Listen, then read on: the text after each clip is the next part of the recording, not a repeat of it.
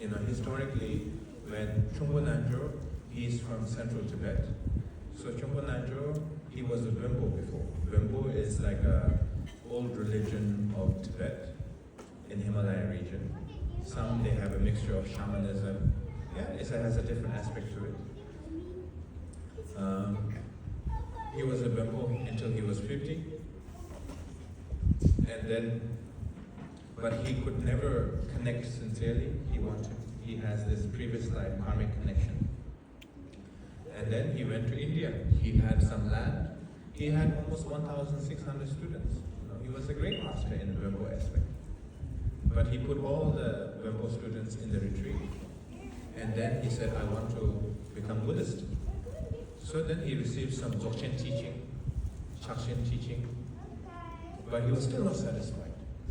And then he had this plot of land, similar story to Mahakala, who had plot of land and selling it, get some gold, silver, and then using that for the expenditure and offering.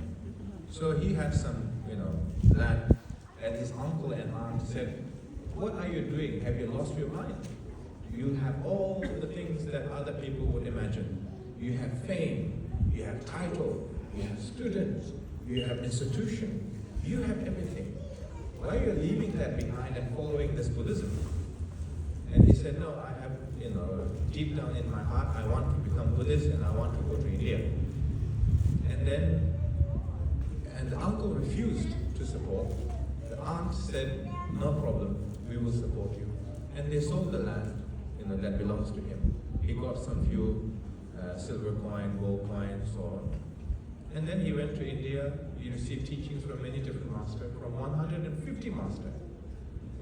He lived around 100 years old, but he received many, many teachings. Out of the many teachings, like an example, he received teachings such as 5 tantric deities, and then such as 6 Mahakala, such as the 6 yogas of Nirvana, the 5 jewels of Nirvana. All of this combined is known as Shangpa lineage. The reason why it is called Shangpa lineage is because later on in his life, he established in the place called Shang Valley. And so therefore, his lineage was called as a Shangpa Gaju. Gaju means every lineage, every different tradition can be Gaju. Gaju, interpretation of Gaju means the one who holds the lineage of the Buddha and preserves. Ima Gaju, Sacha Gaju, Gilu Gaju, Chonak Gaju, Shampa Gaju. So everybody is Gaju, basically the one who holds the Buddha's teaching. Right? So that's that. So Shampa Gaju. So when he went to India, he met the abbot of Mahabodhi temple in Bodh Gaya. He received teachings, and then he would like to, receive more teaching from different masters. He met Niguma, he met all the, he also met Mitripa. So when he met Mitripa, he said, I would like to receive an empowerment or practice that I can have a good fortune. The place where I am is a very hardship, a lot of hardship. I wish to get a protector, Yishin, that brings a good fortune, good luck, good fortune, longevity, bringing all the positivity things, magnetizing all the positivity things. And then he did retreat, I think, 6 weeks. Yeah, he did retreat for 6 weeks, and then he saw 6 Mahakala. 6 Mahakala revealed himself after that. And then receiving empowerment. At that time, 6 Mahakala said, well, Mitripa was there, his guru, Chungpo Nanjo was there, and the Mahakala and his entourage in a clairvoyant experience, they said, whatever you need, we will be there to support you. Whatever is your need, we will be always there to guide you, protect you, provide for you. Whatever is your need, we will be there. Later on, the Chungpo Nanjo, he went to Nepal, between the border of Nepal and Tibet. And then he did his retreat.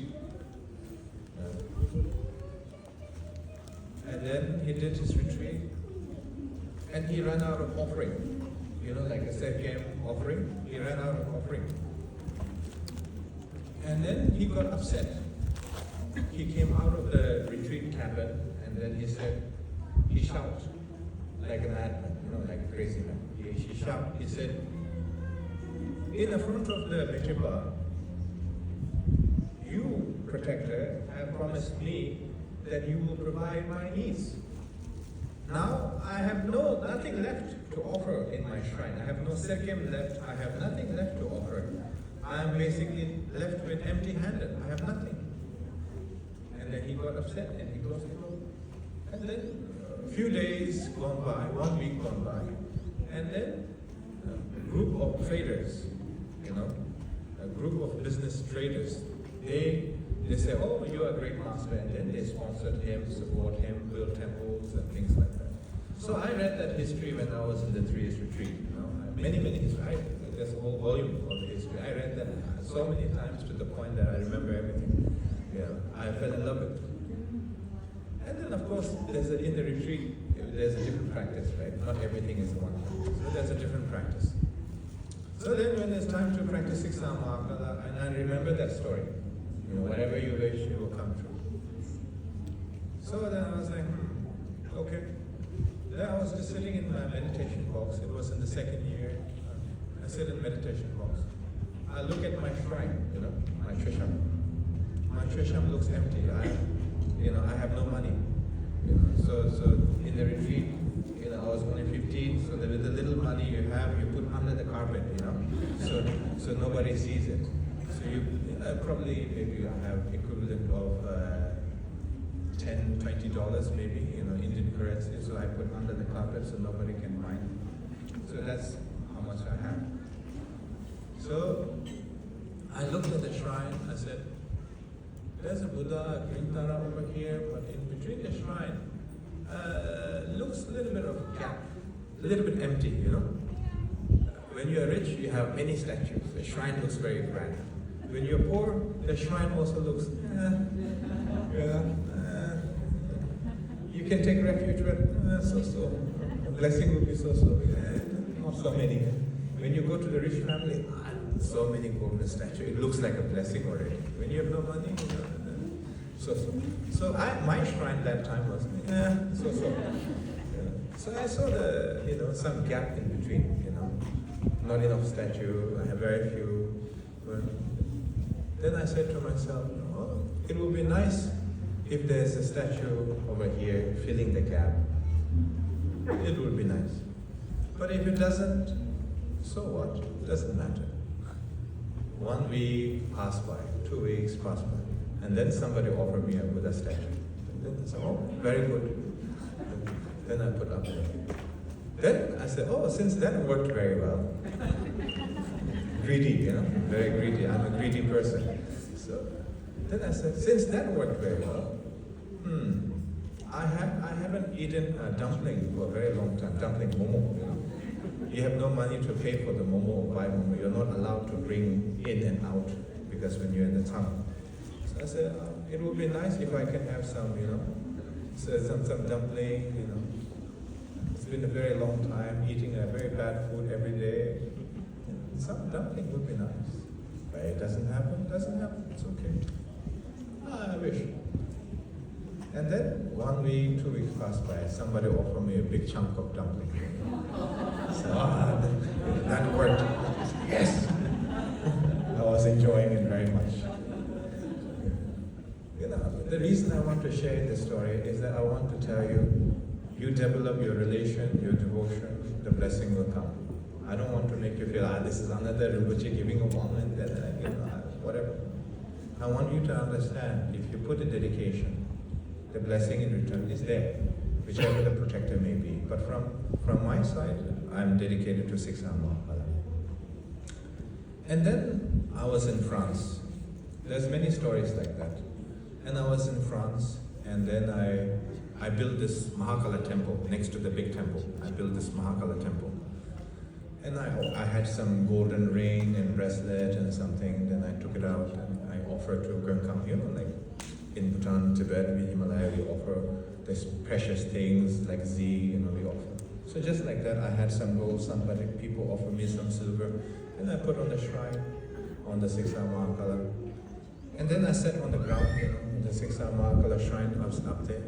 I sat on the ground and I looked at 6 Mahakala statue and I said, with a little bit of sadness, I said, okay, it's just like that, if you and me, if we are in Himalaya, our villagers or the local people, they will come with their offering. Whether it's a milk or whether it's a rice or meat or alcohol, there will be plenty of offering for you. And I would love to see that. But here, in the middle of nowhere, in the French countryside, we are surrounded by cows. We are surrounded by farmers who have no idea what Buddhism is. Forget about you. They don't know who you are, what I am, what you are, what we do. They don't have no understanding. So it's very sad. But it would be nice if there's I'm not supporting animal cruelty, okay, just to be clear. Like hunting wild animals, I'm not promoting that. But I said, can you imagine if there's elephant teeth, like this, like we have in Bhutan, Tibet, Thailand, we have this elephant tusk, like this, one like this, one like that. It would look so nice on you. It's nothing to do with me. I just want to see the shrine, and I want to see it so beautiful like this, like as if I'm in Himalaya, as if that I'm back home. I want to see that. I miss that, and I want that. I want that for you. I don't want that. Well, what am I supposed to do with that task?